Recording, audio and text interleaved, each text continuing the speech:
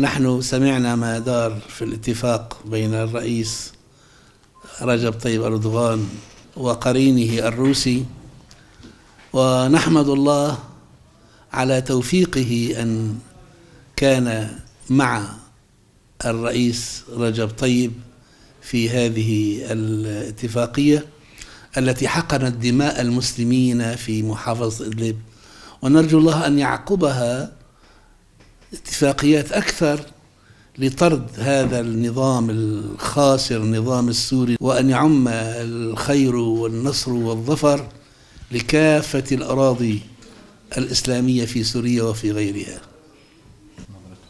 السوريون إن شاء الله يعودون إلى بلادهم متى ما وجدوا المنطقة الآمنة، متى ما أمنت ديارهم ومدنهم وقراهم، فإنهم لا يحبون الهجرة، والهجرة تعدل الموت.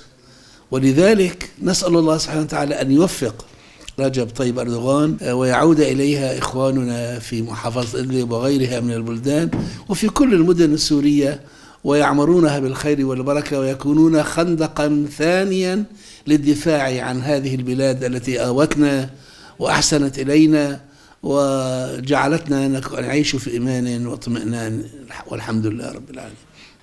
كان لهذه الاتفاقية نتيجتان مهمتان جدا. الأولى أنها حقنت دماء المسلمين وأوقفت هذا القصف العنيف القاتل عليهم، والثانية أنها أوقفت سيل المهاجرين واللاجئين من أن يمتد لملايين عديدة.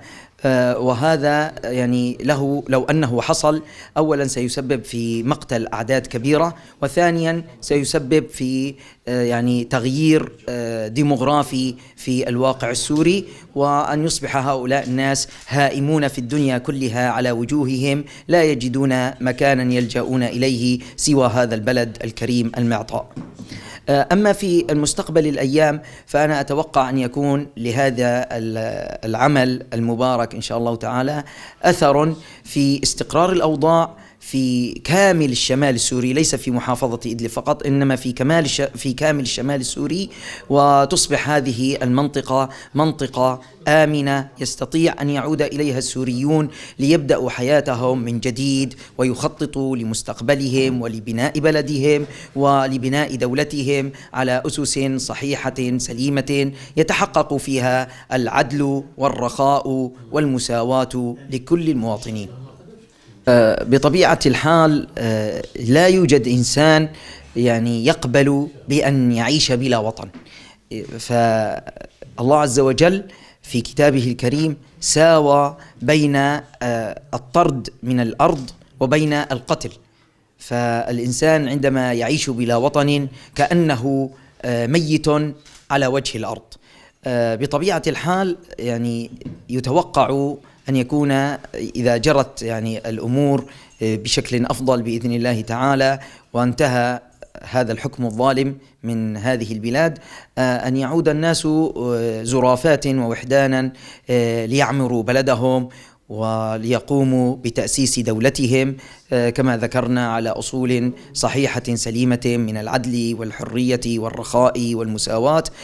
فالإنسان لا يعيش بلا وطن، لا بد له من وطن يستقر فيه ويأمن على نفسه وعلى أبنائه ويعيش فيه آمنا سعيدا مطمئنا. شكرا.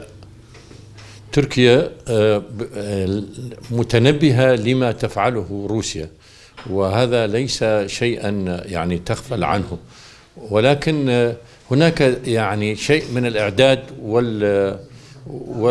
والاستعداد لعمل آخر وبديل. تركيا تعمل على جبهة الحالة السلمية بشكل جيد وبتكتيك سياسي رائع جدا الآن، وهي تعد العدة عسكريا والتحالف مع حلف الناتو والاستعداد لعمل عسكري إن لم تلتزم روسيا بالاتفاق. فإذا عاد النظام إلى ما بعد سوتشي كان بها، وإذا لم يكن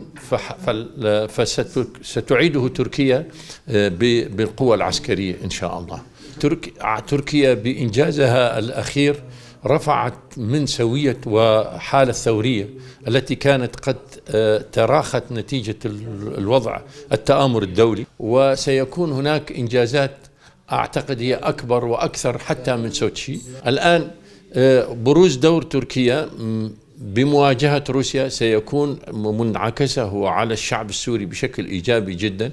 إيجاد المنطقة الآمنة في شمال سوريا سيكون لها دور كبير جدا في ذلك، وأيضا التأثير على دور تركيا العالمي سيكون إيجابي إن شاء الله بإذن الله. أوروبا لم تشعر لأنها تنظر من بعيد يعني إلى هذا الملتجئ، الآن هو يقف على أبوابها، يعني هي حتى خافت من وقوف اللاجئ على أبوابها، يعني هي حتى لم تتحمل، يعني تركيا تحملت 4 ملايين لاجئ سوري في أراضيها فقط من الجنسية السورية، أنا لا أقول لك يعني الجنسيات المختلفة، تحملتهم وصاروا مثلهم مثل الأتراك لا فرق بينهم، بينما أوروبا لم تتحمل اللاجئين على حدودها وليس في أراضيها، على حدودها لم تتحمل، ولا أقول لك ملايين لاجئين، يعني بضع آلاف لاجئين على حدودها لم تتحملهم.